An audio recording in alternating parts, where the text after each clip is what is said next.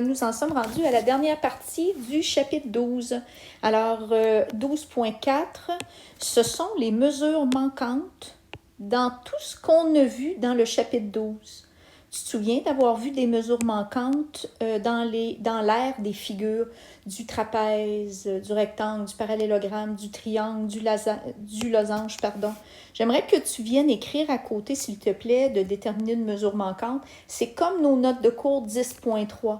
Alors, comme 10.3, l'objectif dans les mesures manquantes, nous avons vu dans le 10.3, rappelle-toi, on écrivait notre formule, on remplaçait les informations qu'on connaissait, puis ensuite on se débarrassait de l'opération. Si on voulait se débarrasser d'un fois 4, on allait faire un divisé par 4. Si on se débarrassait d'un divisé par 2, on allait faire un fois 2. Alors, c'est exactement la même chose pour le 12.4, mais cette fois-ci, c'est avec les formules d'aire du polygone qu'on a vu, le camp divisé par 2, et les formules d'aire latérale et d'aire totale des prismes et des pyramides que nous avons vu dans le 12.3. Alors, si on vient faire notre exemple 1, il n'y a pas de théorie proprement dite. Tu pourrais peut-être venir mettre en marqueur ici ce qui est écrit. Pour déterminer une mesure manquante dans une formule d'aire, on peut utiliser la méthode des opérations inverses, exactement comme le 10.3 qu'on a vu. Moi, je te suggère, va voir tes notes de cours 10.3 et ça va te permettre ensuite, à partir de 12.4, de savoir comment on fonctionne. Alors, c'est parti. Regarde bien le premier exemple. Je te donne l'aire de la figure au complet, le rectangle et l'octogone, alors le polygone régulier à 8 côtés. Je te dis que c'est 49,2. Moi, je te demande quelle est la mesure de l'apothème de ton octogone.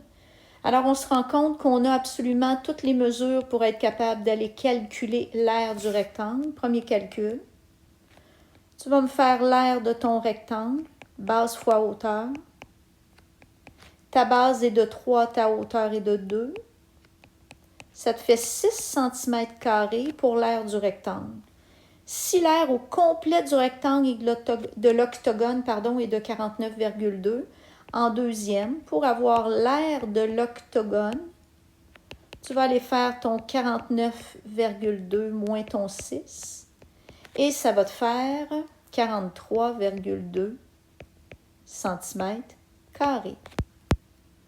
Ensuite, ton objectif, c'est d'aller faire une mesure manquante dans l'aire de ton octogone. Alors là, on est rendu à la bonne chose. Alors, l'aire de ton octogone, tu le sais que ta formule est camp divisé par 2.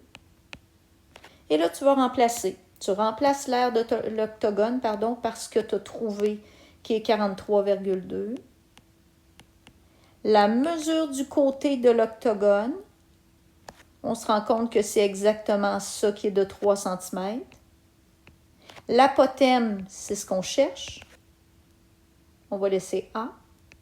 Le nombre de côtés, polygone à 8 côtés, divisé par 2.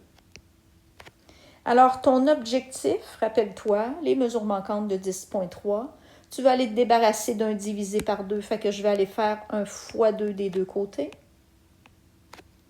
Le fois 2 divisé par 2 s'annule. 2 fois 43,2, ça te fait 86,4, qui est égal à 3 fois A fois 8. Alors là, on va le décomposer au complet. Tu vas venir te débarrasser d'un fois 3, tu vas venir te débarrasser d'un fois 8.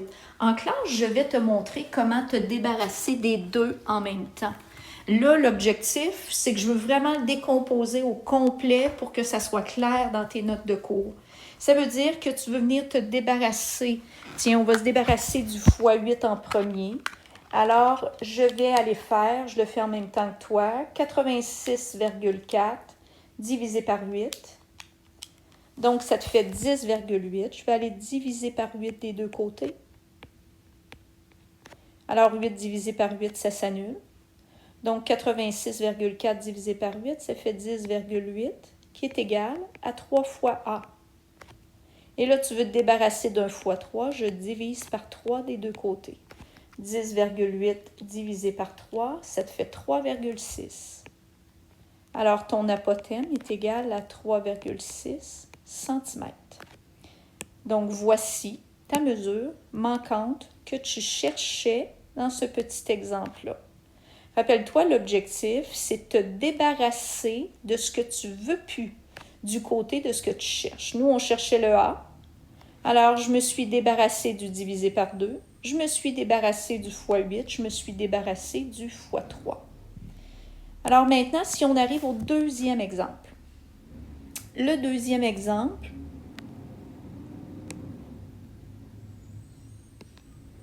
je te donne l'aire totale du prisme à base triangulaire qui est de 139,2 cm². Observe bien ce qu'on veut. On veut ça. Tu te souviens que ça, c'est la distance entre les deux bases et ça s'appelle la hauteur. Alors, on cherche la hauteur du prisme. C'est un prisme à base triangulaire, alors on voit que nos deux bases, regarde, première base ici, on se rend compte que c'est un triangle isocèle. Pourquoi c'est isocèle? Parce que ces deux côtés-là, ils sont isométriques. Ton autre base, c'est ton autre triangle ici, là. Alors, rappelle-toi, dans un prisme, tes bases sont parallèles et congrues. Et voilà. Et le reste, tes faces latérales, sont des rectangles. Donc, moi, si je veux réussir à trouver la hauteur du prisme, je sais que les deux formules d'air pour le prisme sont les suivantes. OK, écoute bien. Écris-les pas. Fais juste observer, s'il te plaît. Tu le sais que ta formule d'air latéral d'un prisme, c'est périmètre base fois la hauteur. C'est là-dedans qu'on a notre hauteur qu'on cherche. Fait qu'il va falloir faire une mesure manquante dans mon aire latéral. Mais le problème, c'est que j'ai pas l'aire latéral, j'ai l'aire total. OK, écoute bien. Écris pas, là. Fais juste écouter. Voici ta formule d'aire total de ton prisme. Tu es d'accord qu'on a l'aire total? On le donne, c'est 139,2.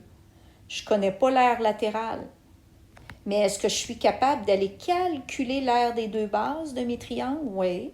La formule est base fois hauteur divisé par 2. Ça veut dire qu'une fois que je vais avoir l'aire de mes deux bases, qui sont les deux triangles, je vais aller remplacer dans cette formule-là. Je vais avoir mon aire totale, je vais avoir l'aire des deux bases, je vais pouvoir faire une première mesure manquante. Puis à partir de là, j'obtiens mon aire latérale, puis ensuite tu vas dans cette formule-là faire une deuxième mesure manquante. Alors, ce numéro-là est plus difficile, mais tu vas te rendre compte que tu as besoin de faire deux mesures manquantes pour réussir à aller trouver ce qu'on cherche, qui est ton aire, pas qui est ton aire, mais qui est à hauteur de ton prisme. Alors, c'est parti. Premier calcul qu'on vient de se dire. On va dans ma formule d'aire totale du prisme, qui est aire latérale plus l'aire des deux bases. Ton aire totale est de 139,2. Fait que rappelle-toi, quand on fait une mesure manquante, on écrit notre formule. En dessous, on remplace les informations qu'on connaît ou qu'on est capable de trouver. Alors, mon aire totale, je connais. L'aire latérale, je ne connais pas. Et l'aire des deux bases, je suis capable de le trouver. Tu vas aller faire l'aire d'une base qui est un triangle. Base fois hauteur divisé par 2. Ta base de ton triangle, 6. Hauteur de ton triangle, 4. Divisé par 2. Donc, 24 divisé par 2, ça fait 12 cm². Ça, c'est pour une base. Moi, j'en ai deux. Fait que je vais aller faire fois 2. Donc, A2B égale R2 base égale 12 fois 2, qui te fait 24. Alors, tu viens dans ta formule ici et tu vas remplacer l'aire de tes deux bases par 24. Là, ton objectif, c'est de te débarrasser de ce qui est du côté du AL. Alors, tu veux aller te débarrasser du plus 24. Qu'est-ce que je fais pour me débarrasser d'un plus 24? Je fais moins 24 des deux côtés.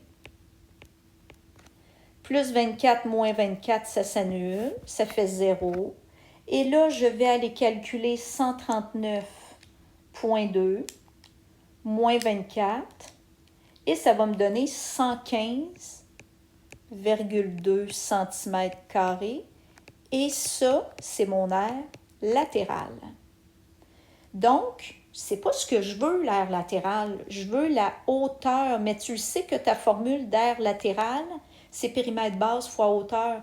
Et c'est dans cette formule-là que tu vas aller faire une autre mesure manquante qui va te permettre d'obtenir le H que tu cherches. Alors, ton premier calcul, c'était d'aller faire ta mesure manquante dans ton aire totale pour obtenir l'aire latérale. Ton deuxième calcul, ça va être d'aller faire une mesure manquante dans ta formule d'aire latérale du prisme, qui est périmètre base fois la hauteur. Là, tu vas remplacer tes infos. Ton AL, 115,2. Périmètre base, je ne connais pas, mais je peux trouver. Attention, périmètre base, ce n'est pas l'aire de la base. Périmètre base, c'est le contour d'une base. Regarde bien. 5 plus 6 plus 5. 5 plus 6 plus 5. Fait que ça te fait 16 cm le périmètre d'une base. Et le fois H, ben tu gardes fois H parce que c'est ça que tu veux. Alors là, on se rend compte qu'on veut se débarrasser du fois 16. Le contraire d'une multiplication, c'est une division. Si tu divises par 16 de ce bord-là, rappelle-toi, tu es obligé de le faire de l'autre côté. Le égal est comme une balance, rappelle-toi. Tu fais quelque chose d'un côté, tu es obligé de le faire de l'autre bord pour conserver l'égalité. 16 divisé par 16, ça s'annule, ça me donne H qui est égal. 115,2 divisé par 16, ça nous donne 7,2 cm. Alors, ça y est, voici la hauteur de ton prisme à base triangulaire qui est de 7,2 cm. Alors, voici les notes de cours 12.4. Ce n'était pas une nouvelle notion, c'était seulement de continuer à maîtriser, dans le fond, les mesures manquantes dans d'autres formules. Alors, dans le chapitre 12, on a vu l'aire des polygones, périmètre polygone, puis on a vu l'aire latérale et l'aire totale des prismes et des pyramides. Le deuxième exemple, c'est un exemple de mesure manquante dans un prisme à base triangulaire. Tu vas te rendre compte que des fois, on va te demander seulement d'aller faire une mesure manquante à partir de l'aire latérale, mais d'autres fois, comme l'exemple 2, il sera plus difficile. Il va falloir que tu prennes tes deux formules puis que tu te fasses une première mesure manquante pour en arriver à chercher, comme par exemple le H qu'on voulait là. Alors voilà, j'espère que ça t'a aidé à comprendre, à continuer de comprendre les mesures manquantes. Puis en classe, on va pratiquer ça beaucoup.